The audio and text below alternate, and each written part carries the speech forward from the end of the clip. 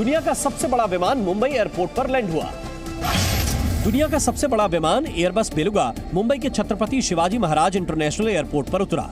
इस विमान की खासियत यह है कि इसमें यात्री निचले हिस्से में बैठते हैं, वहीं भारी कार्गो ऊपर रखा जाता है। पंजाब के फिरोजपुर में कुछ शातिर बदमाशों ने गैस कटर की मदद से एटीएम मशीन को काटकर चोरी की कोशिश की। ये पूरी घटना एटीएम में लगे सीसीटीवी कैमरे में रिकॉर्ड हो गई। अयोध्या में सरयू नदी के बढ़ते जलस्तर और उसके चलते हो रहे कटाव ने लोगों की परेशानी बढ़ा दी है। कटाव के कारण 10 लोगों के घर बह चुके हैं, वहीं हजारों एकड़ उपजाऊ जमीन नदी में समा चुकी है। कतर में चल रहे फीफा वर्ल्ड कप का खुमार भारत में भी छाया हुआ है। केरल में एक कलाकार ने अर्जेंटीना के महान फुटबॉलर डियोगो माराडोना को श्रद्धांजलि देते हुए उनकी एक मूर्ति तैयार की है। श्रद्धा हत्याकांड की जांच के लिए मुंबई पहुंची दिल्ली पुलिस की टीम ने केवल आफताब के मां बाप से ही बात नहीं की। बताया गया कि अब तक श्रद्धा और आफताब से जुड़े 17 लोगों के बयान दर्ज हो चुके हैं, जिनमें कुछ श्रद्धा के दोस्त हैं, कुछ आफताब के, तो कुछ दोनों के कॉमन फ्रेंड। बीती रात आफताब के 3 दोस्तों के बयान दर्ज करने के बाद आज श्रद्धा के दोस्त करण का भी बयान दर्ज हुआ, जिसे दोनों के बीच पहले हुई लड़ाइयों के बारे में बहुत कुछ पता था। इस बीच दिल्ली में हत्याकांड की जांच कर रही टीम को आफताब ने बताया कि हत्या वाली रात उसने एक दुकान से आरी के 3 ब्लेड और हथौड़ा खरीदा था। इसके अलावा उसने 250 ग्राम बड़ी कीलें भी खरीदी थी। जी न्यूज की टीम ने छतरपुर की उस दुकान का पता लगा लिया जहां से आफताब ने ये खरीदारी की थी। श्रद्धा की हत्या कर उसके 35 टुकड़े करने में उसने आरी के ब्लेडों का यूज किया था और वो आरी के ब्लेडों को जो उसने वो छतरपुर की इसी जो बंसल जो हार्डवेयर की दुकान है यहीं से उसने खरीदा था। ये जानकर हैरानी हो सकती है कि गला दबाकर श्रद्धा की हत्या के बाद शव के टुकड़े करने के लिए उसे महज 190 रुपए में हथियार मिल गए। दुकान से मिली जानकारी के मुताबिक आरी के 3 बड़े ब्लेड 30 रुपए में मिले, जबकि 250 ग्राम किलो के लिए 40 रुपए और हथौड़े के लिए 120 रुपए खर्च हुए। जांच में जुटी दिल्ली पुलिस कहीं श्रद्धा के शव के टुकड़े तलाशती दिखी, उनके करीबियों के बयान लेने में जुटी रही, तो कहीं आफताब के ड्रग्स रैकेट के तार खोजने पर जोर रहा। इन सब के साथ साथ बार बार बयान बदल रहे आफताब की पॉलीग्राफी की भी तैयारी शुरू हो गई, जिसके लिए एक दिन पहले आफताब को रोहिणी के दिल्ली फॉरेंसिक साइंस लैब ले जाया गया। इस दौरान आफताब ने चेहरे पर मास्क लगा रखा था, लेकिन इसके बावजूद उसका चेहरा साफ साफ नजर आया, जिसमें तनाव के निशान दूर दूर तक नहीं थे। कैमरे की नजर जितनी देर आफताब पर रही वो बेहद शांत दिखा। कभी वो अपने करीब मौजूद पुलिस वाले से बात करता दिखा, तो कभी एक हाथ से दूसरे को पकड़कर इधर उधर देखता, और जब लैब से लौटते वक्त वो पुलिस की गाड़ी की तरफ बढ़ा तो बेफिक्री के अंदाज में हाथ पर हाथ चढ़ाए आत्मविश्वास से भरा नजर आया। आफताब पर जिस बर्बर तरीके से श्रद्धा की हत्या का आरोप लगा, उसके बाद देश के कई हिस्सों में विरोध प्रदर्शन भी हुआ। दिल्ली और मुंबई में हत्याकांड के सामने आने के बाद प्रदर्शन हुए थे। अब श्रद्धा को जल्द इंसाफ दिलाने की मांग को लेकर हिमाचल प्रदेश के शिमला में भी लोग बड़ी संख्या में सड़कों पर उतर पड़े और कैंडल मार्च निकाला। डिफेंडर ऑफ ह्यूमन राइट संस्था के बैनर तले हुए इस प्रदर्शन में लोगों के हाथों में लव जिहाद के खिलाफ पोस्टर भी दिखे। प्रदर्शनकारियों ने लव जिहाद के खिलाफ कानून बनाने के साथ ही लिव इन रिलेशनशिप की कानूनी मान्यता खत्म करने की मांग की। श्रद्धा हत्याकांड को लेकर जिस तरह जनता का गुस्सा सामने आ रहा है, उसके बाद दिल्ली पुलिस पर जल्द इसकी जांच पूरा करने का दबाव बढ़ गया। दिल्ली पुलिस के कुछ लोग आज एक बार फिर आफताब के मेहरौली वाले फ्लैट में पहुंचे और करीब 10-15 मिनट तक घर का मुआयना करने के बाद लौट गए।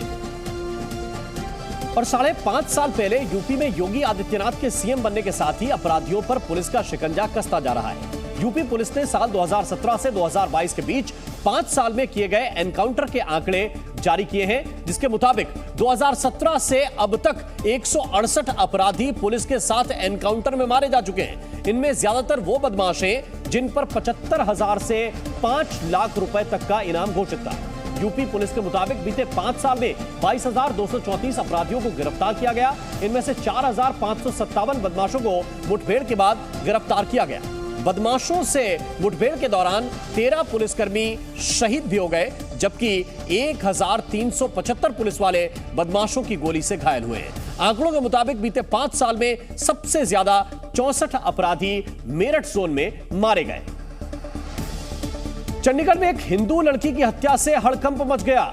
लड़की की हत्या का आरोप एक मुस्लिम युवक पर लगा है। बताया गया कि हत्या का आरोपी शारिक पहले से ही शादीशुदा था। लेकिन उसने अपनी पहचान बदलकर और शादी की बात छुपाकर हिंदू लड़की को अपने जाल में फंसाया। कुछ दिन बाद जब लड़की को शारिक की हकीकत पता चली तो उसने रिश्ता तोड़ लिया।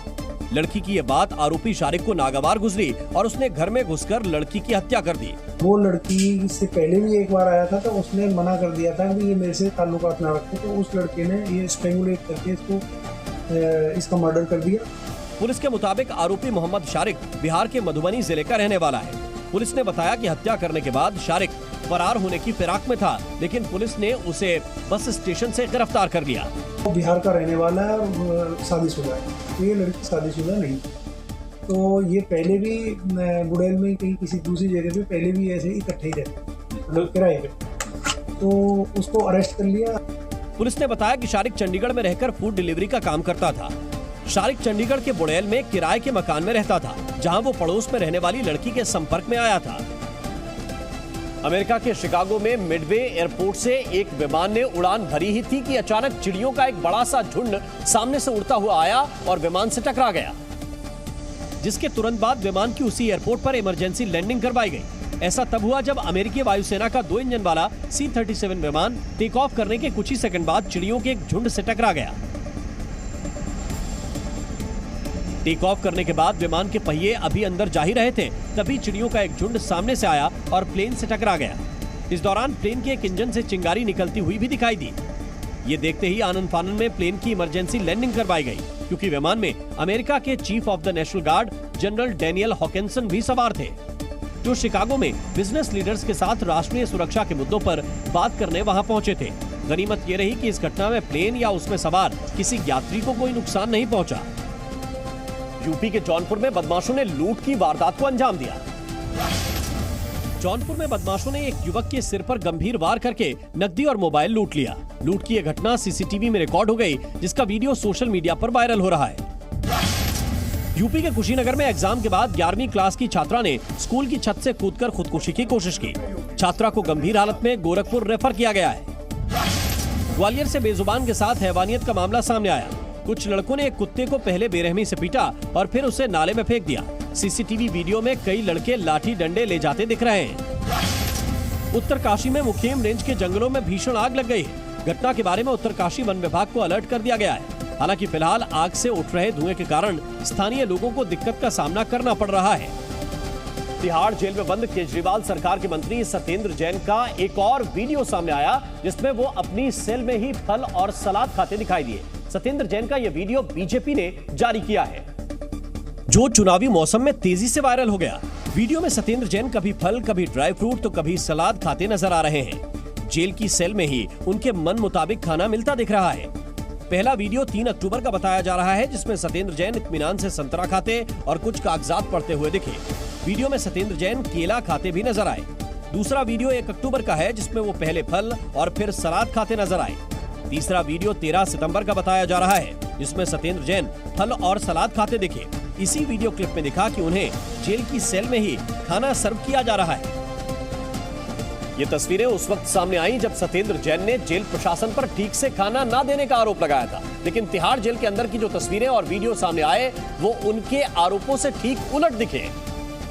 सत्येंद्र जैन के वीडियो देखकर ऐसा बिल्कुल नहीं लगा कि वो जेल में बंद हैं। उन्हें बैरक में ही खाना सर्व किया गया। वो फल, सलाद और ड्राई फ्रूट्स खाते दिखे। तिहाड़ जेल के सूत्रों के मुताबिक सत्येंद्र जैन का वजन भी 8 किलो तक बढ़ गया है, जबकि जैन के वकीलों ने कोर्ट में कहा था कि उनका वजन 28 किलो तक कम हो गया है। सूत्रों के मुताबिक जैन को अच्छा खाना और उनकी पसंद के फल और ड्राई फ्रूट्स भी मिल रहे हैं। इससे पहले सत्येंद्र जैन का सेल में मसाज कराने का वीडियो भी सामने आ चुका है। शनिवार को वायरल हुए इस वीडियो में सत्येंद्र जैन एक बेड पर लेटकर हाथों और पैरों की मसाज कराते दिखे। वीडियो में सत्येंद्र जैन सिर में चंपी करवाते भी दिखे। दावों के मुताबिक मंत्री की मालिश और चंपी करने वाले पर नाबालिग से रेप का आरोप है और उसके खिलाफ पॉक्सो एक्ट के अलावा आईपीसी की कई धाराओं में एफआईआर दर्ज है। सत्येंद्र जैन के नए वीडियो पर सियासी घमासान छिड़ गया। बीजेपी ने अपनी प्रेस कॉन्फ्रेंस में नए वीडियो को दिखाते हुए एक बार फिर आम आदमी पार्टी और अरविंद केजरीवाल पर निशाना साधा और आरोप लगाया कि सत्येंद्र जैन जेल में ऐशो आराम कर रहे हैं और जेल के अंदर पूरा ऐशो आराम चल रहा है। टीवी चल रहा है, पैर मालिश करने के लिए लोग रखे हुए हैं, भोजन पैक्ड आ रहा है और सब किस्म की सुख सुविधा जेल के अंदर उनको प्रोवाइड की जा रही है। कांग्रेस ने भी अरविंद केजरीवाल पर हमला बोला और दावा किया कि इस मुद्दे से आम आदमी पार्टी बेनकाब हो गई है। लगने के बावजूद भी कि वो नाबालिग बच्चियों का बलात्कार का आरोपी है मालिश करने वाला। एक आवाज सुनिए आपने इनकी, ये क्रांतिकारी है, बेनकाब हुए बुरी तरीके से और अरविंद केजरीवाल के लिए जवाब देना नहीं बन रहा। मेघालय की राजधानी शिलोंग में बीती रात असम नंबर की एक गाड़ी को कुछ लोगों ने आग के हवाले कर दिया, जिसके बाद ये गाड़ी धू-धू कर जलने लगी और दूर तक लपटें दिखाई दी। गाड़ी में आगजनी को असम मेघालय सीमा पर कल हुई फायरिंग की प्रतिक्रिया माना जा रहा है, जिसमें मेघालय के जयंती हिल्स जिले के 5 लोगों समेत 6 की मौत हो गई थी। फायरिंग के बाद नाराज लोगों ने शिलोंग के झुलुकपुरा में असम नंबर की एक गाड़ी को निशाना बनाया। गाड़ी में आगजनी के बाद काफी देर तक लपटें उठती रही। जब तक फायर ब्रिगेड की टीम ने आग पर काबू पाया, तब तक गाड़ी पूरी तरह से जल चुकी थी। इस बीच असम सरकार ने हाईकोर्ट के रिटायर्ड जज की अध्यक्षता में एक जांच आयोग का गठन किया है। राज्य के सीएम हिमंता बिस्वा शर्मा ने मामले की जांच सीबीआई को सौंपने की भी बात की है। We have referred the investigation to CBI. SP has been transferred. Local police and forest officer has been placed under suspension. आरोप है कि असम मेघालय सीमा से सटे जंगल में कुछ लोग मंगलवार को तस्करी करके लकड़ी ले जा रहे थे। असम पुलिस ने जैसे ही उन्हें रोकने की कोशिश की तो कुछ लोगों ने धारदार हथियारों से हमला बोल दिया, जिसके बाद असम पुलिस ने जवाबी कार्रवाई की और हमलावरों पर काबू पाने के लिए कई राउंड फायरिंग की। असम पुलिस और स्थानीय लोगों के बीच संघर्ष में 6 लोगों की जान चली गई। फायरिंग के बाद मेघालय के सीएम कोनराड संगमा आर पार के मूड में नजर आए। उन्होंने जानकारी दी कि मामला केंद्रीय गृह मंत्री अमित शाह के पास ले जाया जाएगा और सीबीआई या एनआईए से जांच कराने की मांग की जाएगी।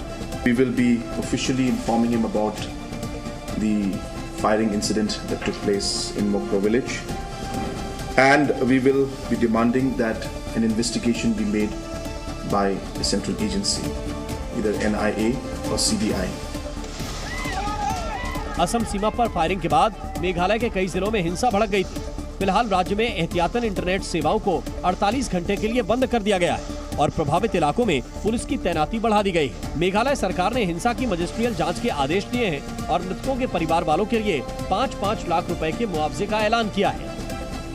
कतर में खेले जा रहे फीफा वर्ल्ड कप में हिजाब विरोधी प्रदर्शन के समर्थन में राष्ट्रगान नहीं गाना ईरान के खिलाड़ियों को भारी पड़ सकता है, क्योंकि ईरान के कई कट्टरपंथी नेताओं ने देश के भीतर फुटबॉलरों के खिलाफ मोर्चा खोल दिया है। तेहरान सिटी काउंसिल के प्रमुख मेहंदी कामरान ने कहा कि राष्ट्रगान और झंडे का अपमान करने का अधिकार किसी को भी नहीं है। आशंका जताई जा रही है कि खिलाड़ियों की ईरान लौटते ही यहां की सरकार कड़ी सजा सुना सकती है। इतना ही नहीं, राष्ट्रगान नहीं गाने वाले खिलाड़ियों को राष्ट्रद्रोह के आरोप में जेल भी भेजा जा सकता है और उनके फुटबॉल खेलने पर आजीवन प्रतिबंध भी लगाया जा सकता है।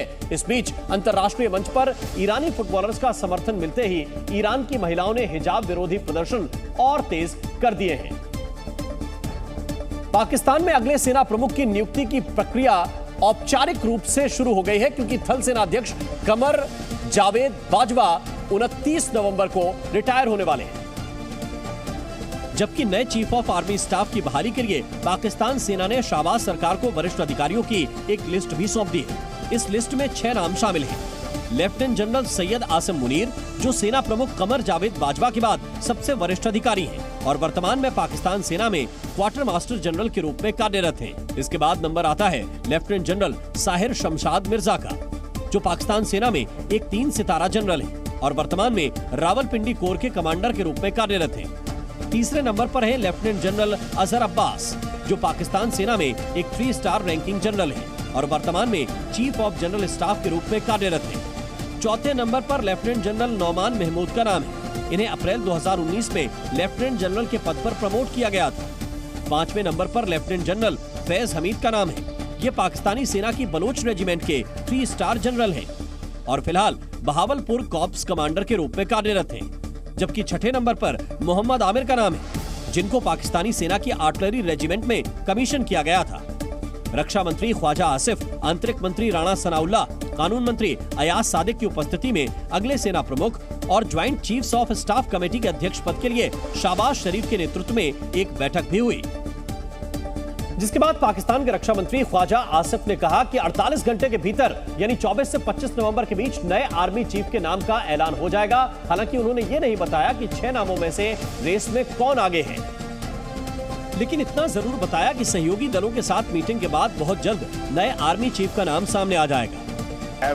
उसका इदराक है हमें तो वी विल प्रिवेंट दैट। जो आप बात कर रहे हैं कि अनड्यू डिले नहीं होगी, मैं आपको आज 22 है ना, 22 है, तो मैं आपको I am just asking for another 48 hours.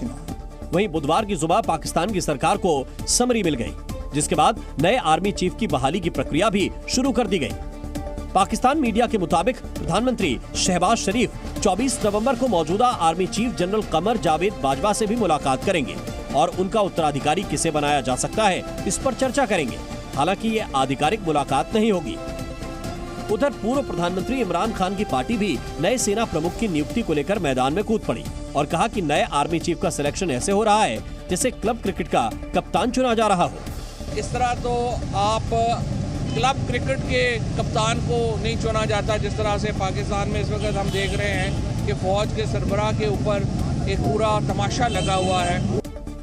Pakistan के संविधान के अनुच्छेद 243 के मुताबिक चीफ ऑफ आर्मी स्टाफ का चयन संघीय सरकार की जिम्मेदारी है। 2016 में पूर्व प्रधानमंत्री नवाज शरीफ ने 61 वर्षीय जनरल बाजवा को पाकिस्तान के सशस्त्र बलों का नेतृत्व करने के लिए चुना था। 4 सितारा जनरल बाजवा को बाद में थल सेनाध्यक्ष के रूप में 3 साल का विस्तार भी मिला था। आपको बता दें कि पाकिस्तान के कानून के तहत मौजूदा प्रधानमंत्री को चीफ ऑफ आर्मी स्टाफ चुनने का अधिकार है। प्रधानमंत्री को रक्षा मंत्रालय के माध्यम से सारांश यानी कि समरी के रूप में 4 से 5 वरिष्ठतम लेफ्टिनेंट जनरलों की एक लिस्ट मिलती है। जैसे ही समरी को ट्रांसफर किया जाता है, सेना, सरकारी अधिकारियों और उनके सहयोगियों के साथ चर्चा शुरू हो जाती है। देश और पाकिस्तानी सेना की सफलता के लिए सबसे अनुकूल माने जाने वाले व्यक्ति को नियुक्त करने के लिए प्रधानमंत्री अपने संवैधानिक अधिकार का प्रयोग करते हैं। प्रधानमंत्री एक अफसर का नाम फाइनल करके राष्ट्रपति के पास भेज देते हैं, जहां से मोहर लगने के बाद नए आर्मी चीफ का आधिकारिक ऐलान कर दिया जाता है और उसकी बहाली भी हो जाती है। यहां गौर करने वाली बात यह है कि पाकिस्तान की सरकार चाहे तो किसी मेजर रैंक के अधिकारी को भी प्रमोट करके आर्मी चीफ बना सकती है। हालांकि ऐसा करने पर सेना में बगावत की आशंका बनी रहती है। यूपी के बरेली में बीजेपी के एक स्थानीय नेता पर एक दंपति और उनकी बेटी से मारपीट का आरोप लगा है। बताया जा रहा है कि दोनों पक्षों के बीच प्रॉपर्टी को लेकर विवाद चल रहा है और इसी सिलसिले में बीजेपी नेता के कुछ समर्थक पीड़ित पक्ष के घर पहुंचे और हंगामा करते दिखे। लोगों ने घर में रखा सामान तहस नहस कर दिया। पीड़ित दंपति ने आरोप लगाया कि बीजेपी नेता अर्जुन अग्रवाल अपने समर्थकों के साथ आए और एक कमरे में बंद कर उनके साथ मारपीट की। 20 से 25 लोग थे और मेरे को बहुत मार कुटाई की और ये अर्जुन अग्रवाल लेके आए थे उनको। बीजेपी नेता पुलिस की मौजूदगी में भी हंगामा करते रहे और पुलिस कुछ नहीं कर सकी। पीड़ित दंपति की बेटी ने भी पुलिस के रवैये पर सवाल खड़े किए। मैं कोतवाली गई, ARO के पास गई, SSP ऑफिस में। उन्होंने कहा हम भेज रहे हैं। जब मैं घर में पहुंची सारी पुलिस फोर्स बाहर खड़ी है, जबकि मेरे मम्मी पापा को अंदर बंद किया हुआ है। बताया जा रहा है कि पूरा विवाद प्रॉपर्टी का है, जिस पर दोनों पक्ष अपना हक जता रहे हैं। हालांकि मामला तूल पकड़ने के बाद पुलिस ने बीजेपी नेता सहित कई लोगों के खिलाफ केस दर्ज कर लिया है।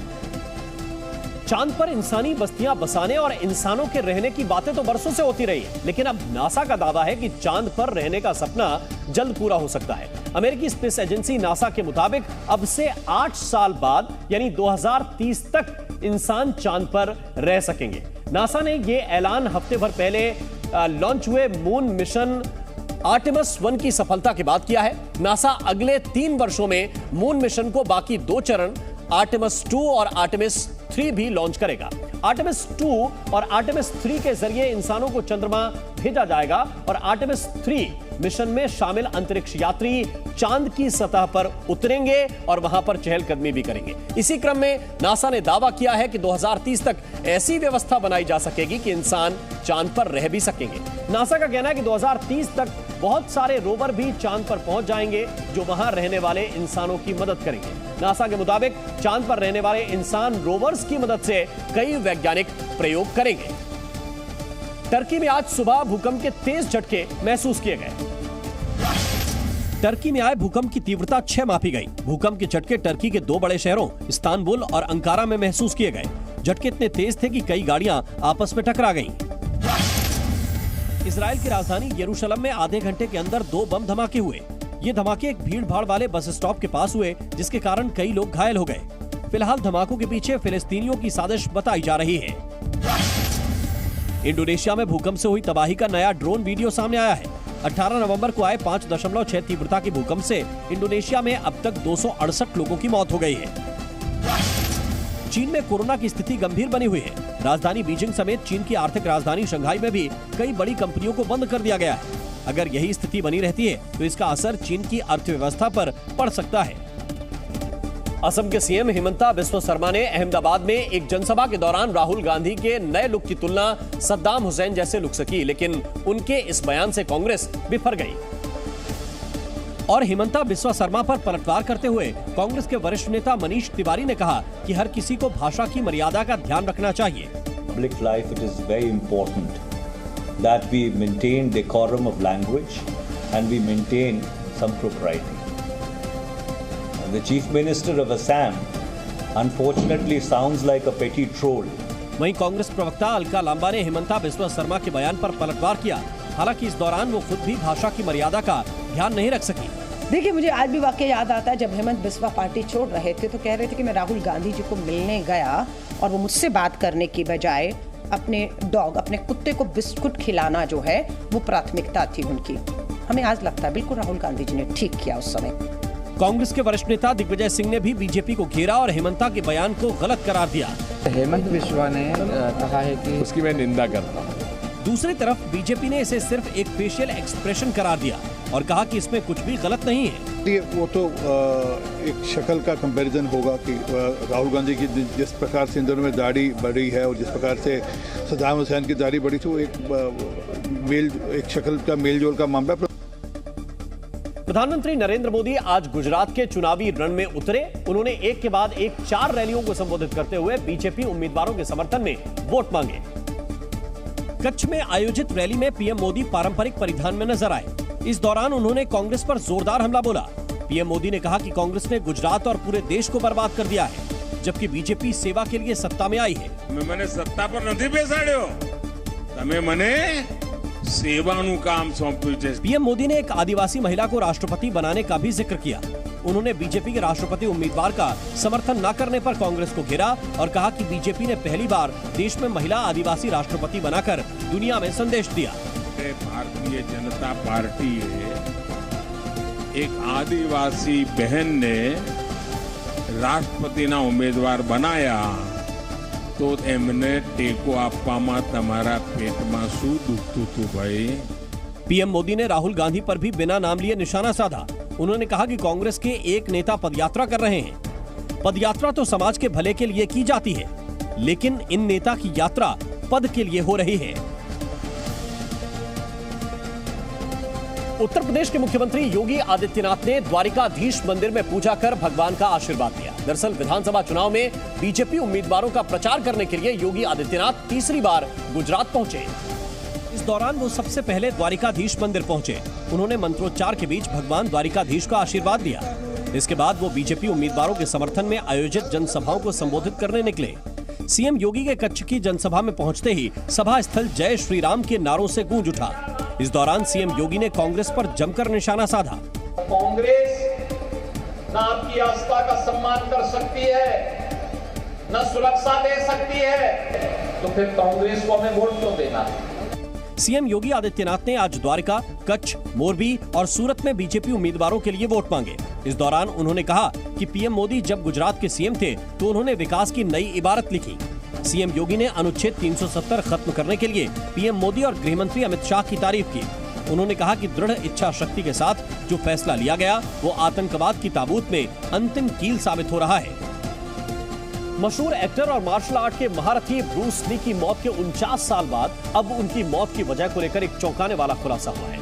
ये खुलासा स्पेन के कुछ किडनी स्पेशलिस्ट की टीम ने किया है, जिनका research paper clinical kidney journal में पब्लिश हुआ। इस स्टडी में दावा किया गया है कि ब्रूस ली लिक्विड डाइट लेते थे, जिसमें जूस और प्रोटीन ड्रिंक्स की मात्रा ज्यादा होती थी। साथ ही वो मारिजुआना का नशा भी करते थे, जिसकी वजह से उनको प्यास बहुत ज्यादा लगती थी। स्पेशलिस्ट की टीम के मुताबिक ब्रूस ली उस दौरान अपनी जरूरत से बहुत ज्यादा पानी पी रहे थे, लेकिन उनकी किडनी उनके शरीर में मौजूद अतिरिक्त पानी को बाहर नहीं निकाल पा रही थी। किडनी स्पेशलिस्ट की टीम का यह भी कहना है कि इन सब वजहों से ब्रूस ली के खून में सोडियम की मात्रा बहुत कम हो गई थी। साइंस की भाषा में ऐसी स्थिति को हाइपोनेट्रीमिया कहते हैं। जुलाई 1973 में जब 32 साल की उम्र में ब्रूस ली की मौत हुई थी तो डॉक्टरों ने इसकी वजह सेरेब्रल एडिमा यानी मस्तिष्क की सूजन बताया था। अब नई स्टडी के मुताबिक ब्रूस ली के मस्तिष्क में सूजन की वजह यही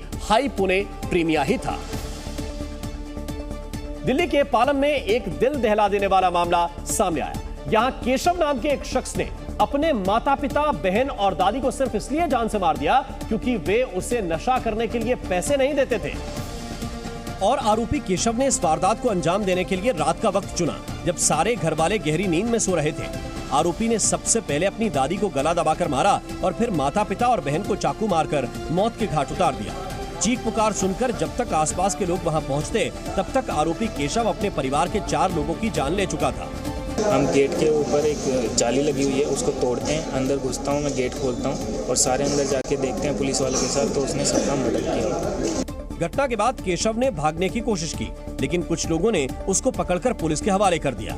पकड़े जाने के बाद भी केशव की हेकड़ी खत्म नहीं हुई और उसने पड़ोसियों को भी अंजाम भुगतने की धमकी दी। केशव था, कह रहा तुम बच्चा होगी, मुझे पकड़वा।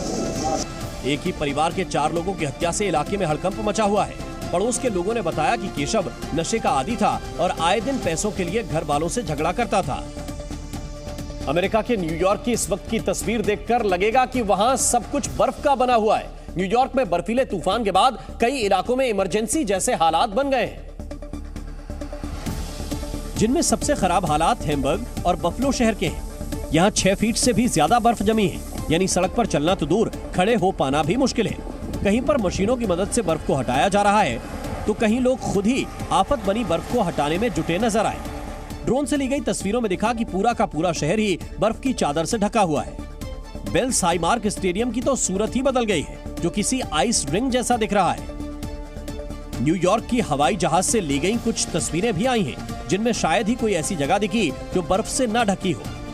नीचे पूरे शहर पर बर्फ की मोटी परत जमी हुई है और ऊपर सारा आसमान बर्फ से भरे सफेद बादलों ने ढक रखा है। आमतौर पर न्यूयॉर्क में इस वक्त बर्फीले तूफान की दस्तक नहीं होती, लेकिन पिछले हफ्ते इरी और ओंटारियो झील से उठी हवाओं की वजह से यहाँ हालात बदल गए। न्यूयॉर्क की गवर्नर ने खराब मौसम की वजह से इमरजेंसी लगा दी है और राहत और बचाव के लिए अतिरिक्त तैनाती के आदेश दिए हैं। पश्चिम बंगाल को नया राज्यपाल मिल गया है। कोलकाता में आज सीवी आनंद बोस ने पश्चिम बंगाल के राज्यपाल के रूप में शपथ ली। इस दौरान राज्य की मुख्यमंत्री ममता बनर्जी मौजूद रहीं। कांग्रेस की भारत जोड़ो यात्रा में नेशनल कॉन्फ्रेंस के नेता फारूक अब्दुल्ला शामिल हुए। फारूक अब्दुल्ला ने कहा कि देश की एकता बनाए रखना समय की मांग है और यात्रा के जम्मू कश्मीर पहुंचने पर वो उसमें शामिल होंगे। गुजरात दौरे पर आए सीएम योगी आदित्यनाथ ने आज द्वारिकाधीश मंदिर में पूजा अर्चना की। गुजरात में 2 चरणों में 1 दिसंबर और 5 दिसंबर को विधानसभा चुनाव होने हैं। यूपी के उन्नाव में सरकारी जमीन पर हुए कब्जे पर बुलडोजर गरजा। पुलिस और प्रशासन की टीम ने कब्जा हटाने के साथ 4 लोगों के खिलाफ एफआईआर दर्ज कर ली है। पाकिस्तान के पूर्व प्रधानमंत्री इमरान खान की मुसीबतें कम होने का नाम नहीं ले रही हैं। एक तरफ वो तोशाखाना मामले में फंसे हुए हैं, जिसमें उन पर विदेशों से मिले गिफ्ट बेचने का आरोप है, तो वहीं दूसरी तरफ अब उन पर गोल्ड मेडल बेचने का आरोप भी लगा है। ख्वाजा आसिफ के इस आरोप के बाद पाकिस्तान में नया सियासी तूफान खड़ा हो गया, जबकि पाकिस्तान मीडिया ने शकील अहमद नाम के उस शख्स को ढूंढ निकाला जिसने इस गोल्ड मेडल को खरीदा था। शकील अहमद ने कई सनसनीखेज खुलासे किए। उसने बताया कि 2014 में लाहौर से मेडल का एक लॉट खरीदा था, जिसमें इमरान को भारत से मिला गोल्ड मेडल भी शामिल था। उसने कहा कि शायद ये मेडल इमरान खान से गुम हो गया था, लिहाजा उसने उसे वापस करने की बहुत कोशिश की, लेकिन जब उसकी इमरान खान से मुलाकात नहीं हो सकी तो उसने इस मेडल की साफ सफाई करके उसे पाकिस्तान क्रिकेट बोर्ड को सौंप दिया, जिसके बाद पाकिस्तान क्रिकेट बोर्ड ने इसका फॉरेंसिक टेस्ट करवाया, जिसमें साबित हो गया कि ये मेडल इमरान खान का ही है जो उन्हें भारत से मिला था। दरअसल शकील अहमद पुराने सिक्के इकट्ठा करने का काम करता है। उसे पता ही नहीं चला कि ये इमरान खान को मिला एक बेशकीमती मेडल था, लेकिन जब उसे इस बात का इल्म हुआ तो उसने इमरान तक इस बाबत मैसेज पहुंचवाया। शकील ने अपने जानकारों के जरिए इमरान खान को बताया कि उसके पास वो गोल्ड मेडल है जो उन्हें भारत से मिला था, लेकिन शकील तब हैरान रह गया जब इमरान खान ने इस पर कोई प्रतिक्रिया नहीं दी और न ही इस मेडल को लेने की बात कही। मुझे बाद में पता लगा कि ये मैसेज इमरान खान साहब तक पहुंच गया है कि वो मेडल आपका है। अच्छा, मैसेज पहुंच गया है और किसी ने बता भी दिया, लेकिन इमरान खान साहब ने भी कोई खास उस पर मतलब रद्द-ए-अमल का इजहार नहीं किया। उन्होंने कहा ठीक है। यही नहीं, इमरान खान ने ये जानने की जहमत भी नहीं उठाई कि ये मेडल उनके पास से गुम कैसे हुआ। भारत से मिला ये गोल्ड मेडल एक सिक्के इकट्ठा करने वाले तक कैसे पहुंचा। वो तो पीसीबी ने इसका संज्ञान लिया और मेडल को शकील अहमद से अपने कब्जे में ले लिया। पीसीबी ने खुद मुझसे रब्ता कर लिया उन दिनों में, 2 साल पहले। उनके जो डायरेक्टर थे समीउल्लाह खान साहब, उनकी कॉल आई कि आप ये मेडल जो है हमें दिखाएं। Pakistan cricket board. राइट। तो फिर मैं मेडल लेके गया तो उन्होंने मेडल क्यूरेटर को दिखाया। क्यूरेटर ने कहा जी बिल्कुल ये ओरिजिनल मेडल है। फिलहाल पीसीबी ने इमरान को मिले गोल्ड मेडल को बहुत सहेज कर रखा है। शकील अहमद ने बताया कि उस मेडल को पीसीबी ने उस वर्ल्ड कप ट्रॉफी के साथ रखा है जिसे इमरान की कप्तानी में पाकिस्तान की टीम ने जीता था। लेकिन इस गोल्ड मेडल को लेकर शुरू हुआ सियासी संग्राम थमने का नाम नहीं ले रहा है। इमरान खान की पार्टी यानी पाकिस्तान तहरीक इंसाफ ने ख्वाजा आसिफ को निशाने पर लिया और मेडल बेचने के आरोपों को सिरे से खारिज कर दिया। ख्वाजा आसिफ जो सबसे बड़ा झूठा है इस टाइम, ये खुद वो किसकी नुमाइंदगी कर रहा है, किसकी पार्टी की, जो 3 दफा का वज़ीर-ए-आज़म रह चुका है और जिसको सुप्रीम कोर्ट ने नाअहल करार दिया है। वहीं इमरान खान के करीबी फवाद चौधरी ने शहबाज सरकार को आड़े हाथों लेते हुए कहा कि 26 नवंबर से मौजूदा सरकार का काउंटडाउन शुरू हो जाएगा। इससे नालायक, नकम्मी, नाअहल और अहमक हुकूमत पाकिस्तान की तारीख में इससे पहले नहीं आई है और इंशाअल्लाह ताला जो 26 का इज्तिमा है वो यही बात यकीनी बनाएगा कि पाकिस्तान में इस हुकूमत से हम छुटकारा हासिल करें। दरअसल 26 तारीख को पीटीआई का लॉन्ग मार्च रावलपिंडी पहुंचेगा, जहां से इमरान खान इसमें दोबारा शामिल होंगे और इस्लामाबाद की ओर कूच करेंगे। राहुल गांधी की भारत जोड़ो यात्रा आज महाराष्ट्र से मध्य प्रदेश के बुरहानपुर पहुंची। मध्य प्रदेश की सीमा पर राहुल की अगवानी के लिए कमलनाथ और दिग्विजय सिंह समेत कई बड़े नेता मौजूद थे। इस मौके पर राहुल गांधी का भव्य स्वागत किया गया और बंजारा समाज के पारंपरिक नृत्य के साथ यात्रा का शुभारंभ किया गया। इस मौके पर राहुल ने एक बार फिर बीजेपी पर निशाना साधा। जो नफरत, हिंसा और डर हिंदुस्तान में फैलाया जा रहा है, उसके खिलाफ ये यात्रा है। उधर कांग्रेस महासचिव प्रियंका गांधी ने भारत जोड़ो यात्रा के मध्य प्रदेश में प्रवेश करने का वीडियो शेयर किया। उन्होंने ट्वीट किया कि देशवासियों के समर्थन से प्रेम और प्रगति का कारवां मजबूती से आगे बढ़ रहा है। वहीं बीजेपी ने राहुल की यात्रा को बेअसर करार दिया। बाहर जो घूम रहे हैं उससे क्या असर पड़ रहा है, वो जोड़ो यात्रा में थोड़ी न चले हुए, तो तोड़ो यात्रा में चले हुए हैं और जिन लोगों ने देश को नुकसान पहुंचाया उनके साथ चले हुए। दुनिया की तमाम बड़ी कंपनियां आर्थिक मंदी से जूझ रही और यही वजह है कि ट्विटर, मेटा और अमेज़न के बाद अब गूगल की पेरेंट कंपनी अल्फाबेट भी कर्मचारियों की छटनी की तैयारी में है। हालांकि अल्फाबेट ने आधिकारिक तौर पर इस बारे में अभी कोई टिप्पणी नहीं की है, लेकिन सीईओ सुंदर पिचाई इसके संकेत दे चुके हैं। रिपोर्ट्स के मुताबिक अल्फाबेट कंपनी करीब 10,000 कर्मचारियों को बाहर करेगी जिनका काम अच्छा नहीं है। छटनी के लिए गूगल अपने नए रैंकिंग और परफॉर्मेंस इंप्रूवमेंट प्लान की मदद से कर्मचारियों के काम की परख करेगी। ये छटनी अगले साल यानी 2023 की शुरुआत में होगी। अल्फाबेट में करीब 1,87,000 लोग काम करते हैं और छटनी के जरिए कंपनी करीब 6% कर्मचारियों को निकालेगी। इस नई प्लानिंग के तहत अल्फाबेट से उन कर्मचारियों को भी बाहर निकाला जा सकता है जो काम में बहुत अच्छे हैं और हमेशा हाई रेटिंग लाते हैं। दलील दी जा रही है कि हाई रेटिंग वाले कर्मचारियों को निकालने से कंपनी पर बोनस और ई-सॉप्स का बोझ कम हो जाएगा। एक कलाकार के हाथ लगते ही कोई भी चीज बेहद खूबसूरत देखने लगती है। देखिए ये वीडियो। कई लोगों को अखरोट खाना पसंद है, लेकिन वही अखरोट अगर एक नक्काशी करने वाले कलाकार के हाथ लग जाए तो देखिए कमाल। इस कलाकार ने छोटे से अखरोट के खोल में अलग दुनिया ही बसा दी है। इंसान हो या बंदर, गुब्बारे से खेलना शायद हर किसी को पसंद है। तभी तो देखिए, जैसे ही इस बंदर को एक गुब्बारा मिला वो उसको लेकर बच्चों की तरह हवा में उछलकर खेलने लगा। लेकिन ये खुशी थोड़ी देर ही रही। बंदर के पेड़ पर चढ़ते ही गुब्बारा फट गया। कुछ लोग पैराग्लाइडिंग सिर्फ अनुभव के लिए जिंदगी में एक बार करते हैं, लेकिन जब रोमांच और थोड़े से डर का वो एहसास ही आपकी जिंदगी बन जाए तो लोग कोई खतरा उठाने से पीछे नहीं हटते। सोशल मीडिया पर कुछ वीडियो आपको हैरान कर देते हैं। कुछ वीडियोस को देखते ही आपके चेहरे पर मुस्कान आ जाती है। डॉग्स का ये वीडियो यही काम कर रहा है। अपने ट्रेनर से इशारा मिलते ही ये शानदार डांस करने लगे।